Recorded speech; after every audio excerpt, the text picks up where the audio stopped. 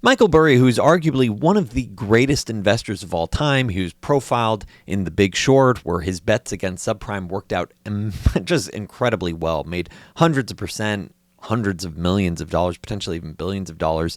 And so here it is, arguably one of the greatest investors of all time, incredible analytic mindset.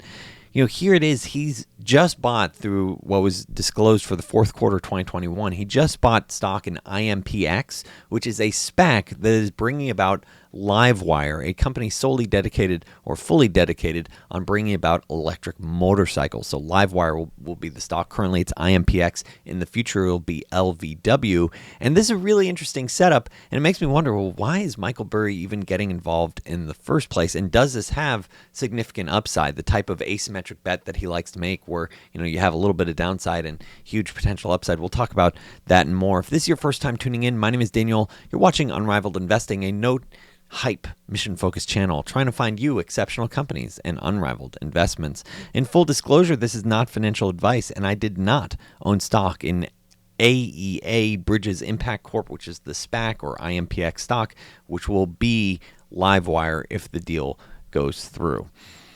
And so, first of all, this is a really weird deal that you're looking at. This is very different than, I'd argue, what you see with a lot of SPACs, where you have sort of this incredibly speculative vehicle that has no real backing getting brought public very early. Here it is. What's happening is you have Harley Davidson, which will be a majority owner, 74% owner of this afterwards. This has been a segment within Harley Davidson for some time now, several years, where they've been working on it, and we'll talk more about why they're doing this in a second. But not only do you have this significant ownership with Harley Davidson, but you also have Kimco, a Taiwanese motorcycle and sport vehicle manufacturer that's also partnering in. Here it is. I mean, you're putting up real capital from these different players like Harley Davidson and Kimco, and you also have the SPAC. And so this is a really interesting setup. And so this does make you wonder, like, wait a second, why is Harley Davidson doing this in the first place? And I think really what you're talking about here is creating two separate currencies. So you have the Harley Davidson type currency, that hog stock, that you can issue stock if you need to. But why would they want to do that if you and its valuation is tied to, let's say, a very legacy business model? People like that really loud motorcycle, the branding that goes with that.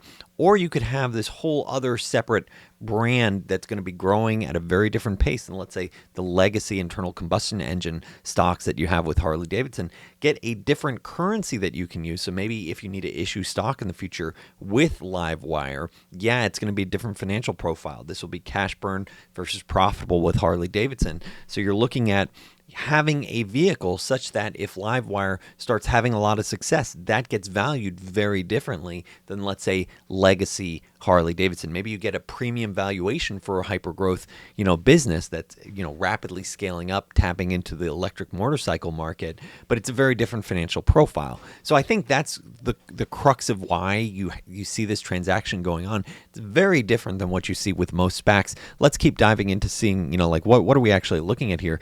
And so here it is. It's interesting looking at the history, because this has clearly been an investment by Harley Davidson for some time. You can see how it started off with Project Hacker in 2010 through 2014, where they worked on this electric bike, and then Harley Davidson LiveWire, and then more recently in 2021, you're looking at LiveWire 1. This is one of these examples of, graphic design or whatever you want to call it, where it kind of looks like a clown car over here, and then it's like, oh yeah, this thing looks sexy, and it's very clear that, I'm pretty sure this is a scaled down version, they shrunk it or something like that. Is this a motorcycle for ants? I mean, I'm looking at this. It's sort of funny how they did this, the graphic design here. So this is the crux of how they think they will have a competitive advantage, I believe, is the fact that they've been focusing on this for a few years. So that way, let's say the legacy major, original equipment manufacturers like a Honda or BMW, these folks that are looking to get into electric, they're sort of behind LiveWire. That they're saying LiveWire has maybe a 4 to 5 year head start, whereas the, let's say, new players that are looking to also compete with electric motorcycles. So this is not going to be unrivaled, but maybe they can set themselves apart with some strong competitive advantages. They're saying, look, we've already been building significant trust with our brand, the association with Harley Davidson. Plus, we have the ability to scale, the advantages of associations with Harley Davidson and Kimco, their ability to quickly, leverage their manufacturing prowess to get to scale, whereas let's say our newer, competitors probably won't have that advantage. So that's why they're saying, oh yeah, that's what's going to set us apart. But at the end of the day, it's going to really depend on execution. We're going to need to see them prove it with their financial results. And I would argue this is a key crux of why Harley Davidson is doing this. I mentioned the fact that, a key component of this is the fact that Harley Davidson as management is going to want to have effectively a separate currency. So that way, if they need to finance, let's say, LiveWire in the future, LiveWire can issue stock versus Harley Davidson having to fund it solely out of their own free cash flow. And I think part of it is not only this two currencies aspect, but another aspect is the fact that Harley Davidson recognizes their traditional buyer is changing and getting older, retiring, just dying out, and that there's new demand for a premium pure play electric motorcycle. And that is quite different than, let's say, the traditional demand that they've had for their products. And so that's really important to consider. So they're saying, look, we don't want to dilute our Harley Davidson brand. It's important for us to come up with a second brand that people will, okay, this is the electric, the super quiet, super smooth ride, doesn't get hot like a Harley Davidson. So very different branding that you need to be thinking about. And that's part of it as well. So it's not only a second currency, but very different branding and ultimately tapping into what buyers expect. So it's saying that preference for younger buyers, 50% prefer the premium pure play electric versus only 25% for the traditional heavy internal combustion engine motorcycle. And this makes a lot of sense. They're tapping into changing preferences. And look, management clearly thinks that this is a huge opportunity, and it does make sense. You don't see a lot of electric motorcycles in the marketplace. And so as you get to scale, as you see motorcycle global, electric vehicle unit penetration from, let's say, low single digit percentages to, let's say, a quarter of the market in a decade from now, that's going to ramp up significantly in terms of their market potential. So they're saying, yeah, from where it is today, around $2.5–3 billion, this could be $20–30 billion within a decade from now. So you're probably looking at somewhere between around a 10x increase in market size. So that could be huge growth for this business over time. Okay, so what about valuation? Currently, once again, we're looking at IMPX Stock. It will be LVW if and when the deal goes through. First, a quick plug, where if you're interested in following along with my personal financial journey, go to unrivaledinvesting.com, where each month I call out potential multi-baggers, as well as my personal portfolio. We also have an exclusive community dedicated to learning and trying to find exceptional companies on Discord. So once again, if you're interested, go to unrivaledinvesting.com, click join the journey. And if you enjoy videos like this, please make a point of hitting that thumbs up, hit that subscribe button.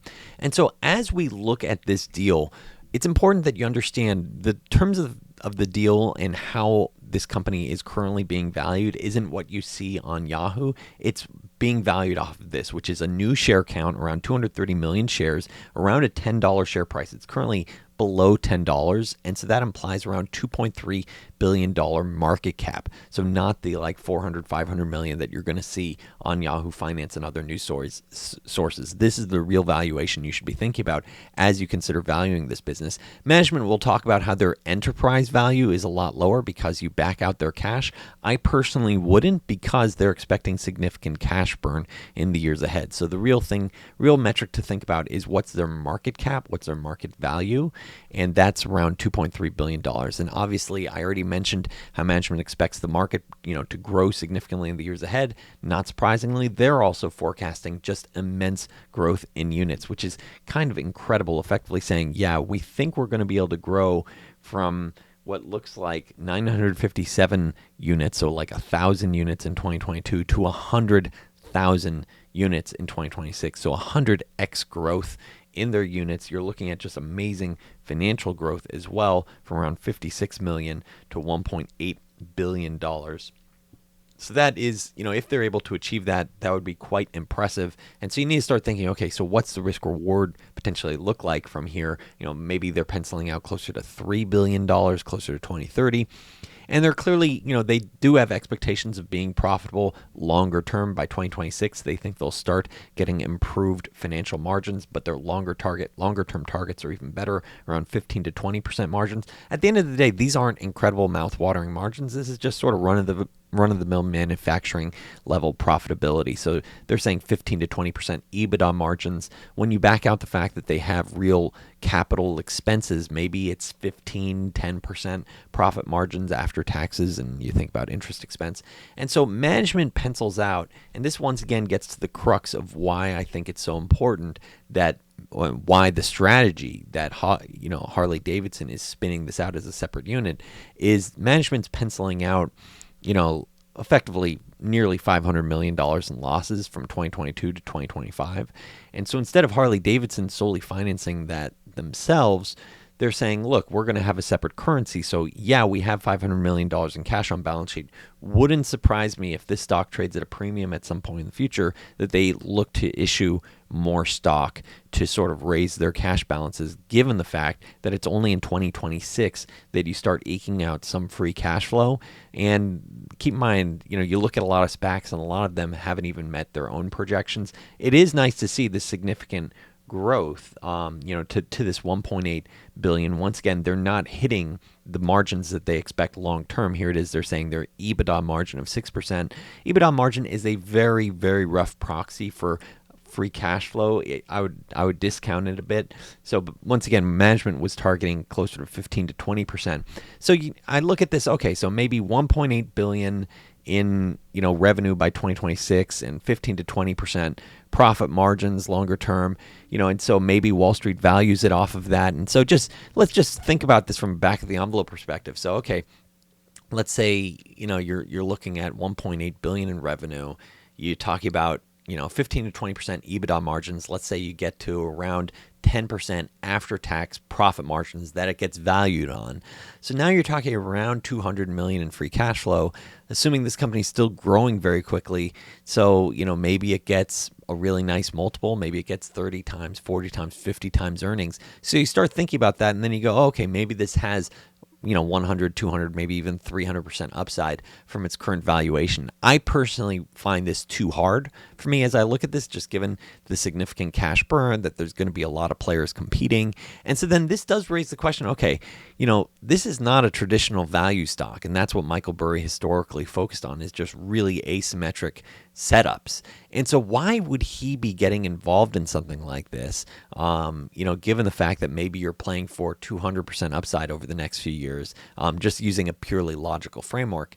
And I think the asymmetry for what Michael Burry is playing here, and this is my guess, so we'll see how it plays out in the coming quarters, is that because he actually has fairly high turnover with his holdings. I think what you're meaning he buys and sells frequently. What I think you're going to see here is that he's buying it at a discount to the $10 deal. And as it becomes sort of known that he's gotten involved and that there's this electric motorcycle company that's available, there is this potential that before the SPAC deal closes, people can get involved and you sort of get a premium. And then maybe it sort of gets this valuation jump and it jumps to 12, 13, maybe even $20 a share. And you saw that sort of speculative mania really a lot last year. And so the way he might have been doing this, and this is my own speculation, is that he was, considering buying it. And keep in mind, it recently has been trading at a discount to the SPAC value. And the way SPACs work is that you, at the time, very close to the when the deal is expected to go through, you can vote whether or not you want to get cash redemption or you want the deal to go through. And so if you're buying at a discount to that, let's say $10 a share, you can get close to $10 cash back. And so he was buying at a discount, so the downside's fairly low. And if you do sort of get this, this is a sexy new electric, motorcycle deal, and maybe it starts getting pumped up, you get a lot of these environmental, green investors start saying, oh yeah, this is going to be a pure play investment. Let's put a crazy multiple on it. Then it does have that sort of asymmetric risk reward. Longer term, I would be very surprised to see Michael Burry continue to hold this, just given that this isn't a free cash flow generator. It's very speculative. Could the stock work out very well? Of course. I mean, you do have significant backers with, let's say, Harley Davidson, that Kimco player, the Taiwanese manufacturer. And so I'm looking at this. I see a lot of competition. I do definitely see the potential for them to grow. That does strike me as fairly obvious. I think there's a good chance this gets added to a lot of indexes that are focused on alternative, sustainable energy. And so I look at this and think, okay, this does have that potential of catching a bid.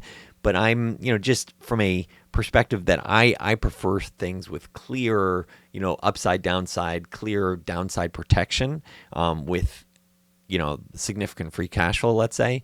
Otherwise, it would have to be like a very speculative bet if I were to consider it. But personally, it's too hard for me. But I think I understand what Michael Burry's doing here, which is buy before the SPAC deal closes. He has the chance, if it runs up, great, he can sell it then. If not, he can consider saying no to the deal terms, getting cash back. What are your thoughts on this deal and why potential Michael Burry is doing it? Are you interested in LiveWire stock from here? If this video has been helpful for you, please make a point of hitting that thumbs up and hit that subscribe button. Thanks so much for tuning in.